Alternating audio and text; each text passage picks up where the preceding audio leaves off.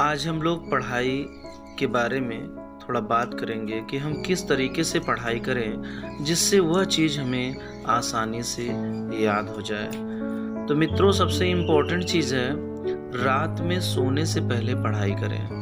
रात को सोने से पहले पढ़ाई करें। जब आपको लगने लगे कि नींद आने वाली है तो पढ़ना छोड़ सकते हैं। सुबह में याद करें, ये बहुत इम्पोर्टेंट चीज़ है। अगर हम कोई चीज़ सुबह में याद करते हैं तो बहुत अच्छे से याद होता है। ऐसा माना जाता है कि सुबह में पढ़ाई करने से याद बहुत जल्द होते हैं। सुबह में जल्दी उठें, सुबह में पढ़ाई करें, क्योंकि इस समय हमारा जो दिमाग होता है वो बिल्कुल शांत होता है और कोई भी अगर हम चैप्टर लेते हैं वह आसानी से याद हो जाता है।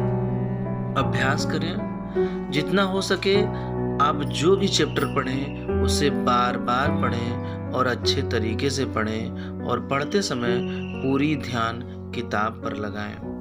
नोट्स से याद करें। जब भी आप बहुत जल्द याद करना चाहते हैं तो खुद के बनाए हुए कुछ नोट्स होंगे, उन नोट्स के माध्यम से याद करने की कोशिश अगर करते हैं तो वह चीज़ बहुत आसानी से याद होता है।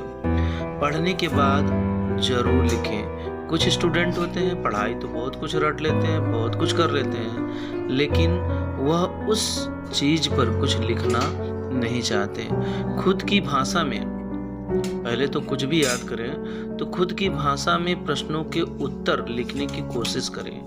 पढ़े हुए विषयों को एक बार जरूर लिखें। इसलिए याद करते समय कुछ चीज़ों का और भी विशेष ध्यान रखना चाहिए।